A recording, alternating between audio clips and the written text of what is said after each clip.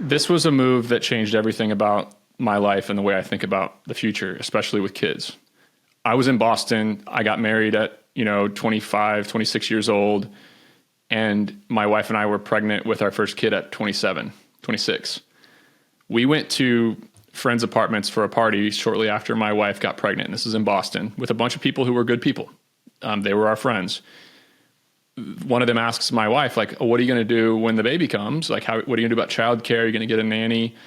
What are you going to do about your career? Like, because the women in her network were very career oriented. So their first questions were around like, how do you balance having a family and how do you balance having a career? And my wife said, you know what? I thought I was going to end up going back to work, but now that I'm actually pregnant, the only thing in the world I care about is this baby. And I don't think I'm going to go back. I'm going to be a stay-at-home mom.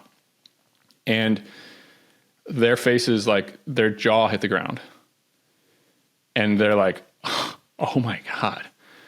Later, they pulled her aside. Two of the girls pulled her aside and confronted her and asked her if I had forced her to make that decision and say that. And right then on the way home from that party, we kind of made the decision to get the hell out of that culture. And I'm glad we did, because now looking forward, that's been 10 years. We're 35 now. We look back at that group of friends and one or two are married and one or two of the group have kids out of 10 couples. They just have not prioritized family. And I think that's a total, utter disaster that they don't even realize is unfolding in real time.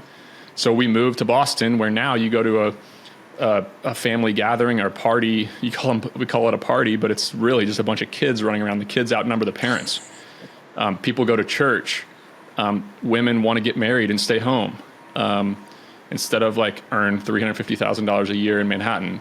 So, as a culture, I just kind of worry about some of the things that we're prioritizing in these cities, and moving to a culture that was different has been a massive positive influence for me, because I think being a mom, if I just put myself in the shoes of my wife, being a mom is really lonely.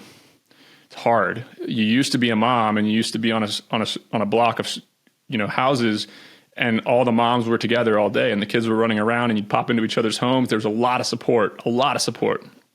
Now these women are trapped in these houses alone in the suburbs or even in towns like Athens, but especially in the cities where they don't have anybody who can even relate to them.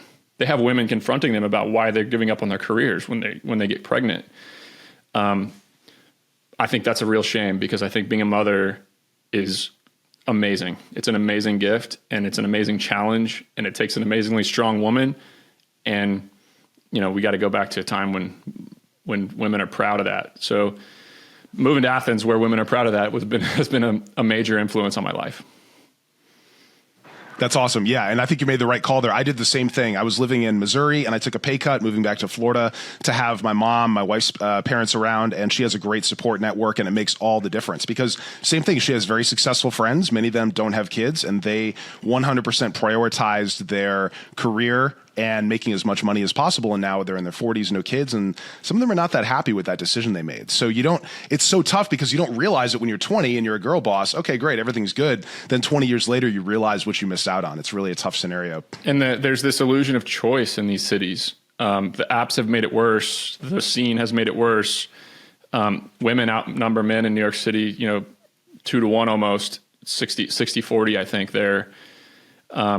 It's difficult for ladies to have a career and also find men who want to commit. Like you could be a woman in New York City who actually wants to have a family, and you can't find men who are willing to commit and want to make that adjustment. So, I guess we can talk more about what it's been like for me and kind of my mindset shift and what happened when I had kids as an entrepreneur. But I think it's just been nothing but positives for us. So I'm really glad. And the thing about this is everybody I know over the age of 50, every single human I know, the number one priority in their life is their kids and grandkids.